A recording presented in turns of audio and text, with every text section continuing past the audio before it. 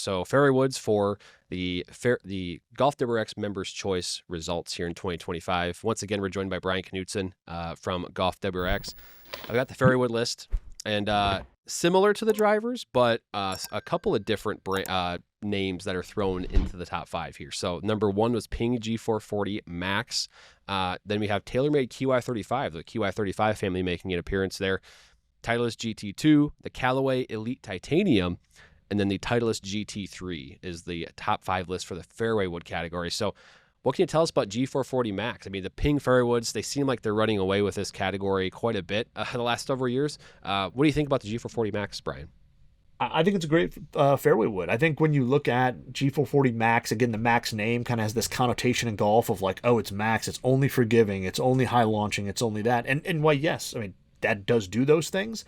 I think it's a much more versatile fairway than people give it credit for. And I think the better player, the higher speed player, the higher launching player can still find success with the setup that the G440 offers. I mean, you have the adjustable hosel on there, of course, with custom fitting and different shafts and things like that. But I think it is just a great fairway that's easy to hit off the deck.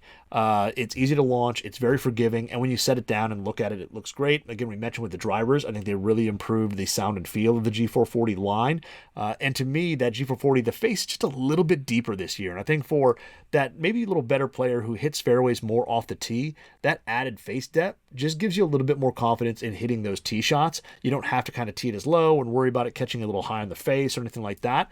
So I think that just kind of pushed that G440 to the forefront. And with Ping, it's every 2 years. So, you don't have, I'm not to say that it's hard to make a really good driver every single year, but with Ping, you have 2 years. So you have a little bit more time to test and develop and to research things. And I think that shows with these rankings. And the same thing with Titleist. You're on a 2-year cycle. So TSR was phenomenal. TSR 2 and 3, those were great fairways as well.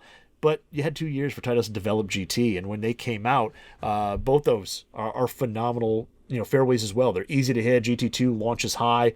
If you're somebody who, again, needs a little bit more penetrating flight and wants that adjustability, GT3 has tons of adjustability with the movable weights on the sole, plus the SureFit hosel. So those two there, really, really solid. Classic shapes. They look really similar from address. You're not looking at one that's really big and weird shaped, and then one that's really, kind of tour and traditional. Both the GT2 and GT3 look really good.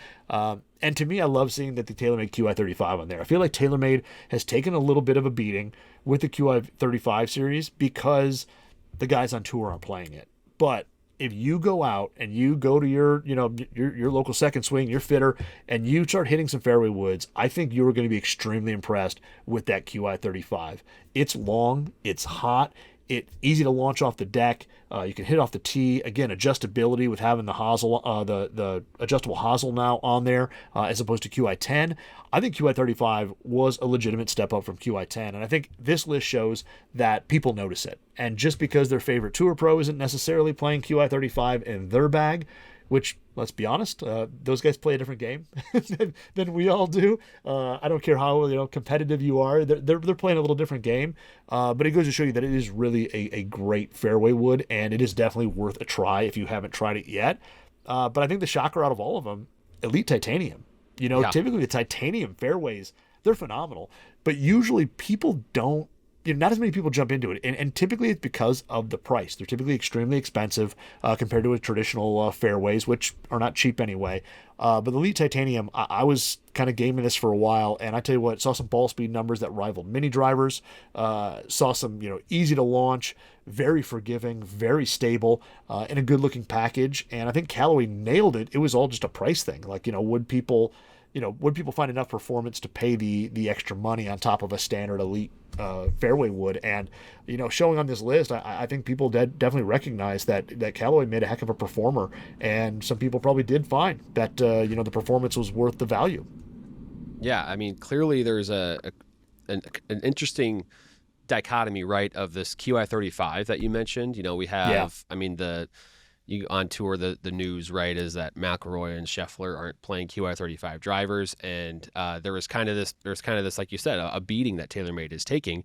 But you're actually seeing a lot more Qi35 fairway woods in the bag. I believe Scheffler's playing a 7-wood when he has that option in the bag, so it's not like they're not being played. And to your point, we've heard the same thing from fitters, is that the Qi35 fairway wood family is phenomenal. So Yeah, and then obviously the Elite Titanium, it's definitely kind of to your point with the price tag makes it a little bit more perhaps of a, I don't want to say a niche club, but it's a little bit different in that respect. But clearly the performance is there. So that rounds out the fairway woods as far as the GolfWRX Members Choice Voting.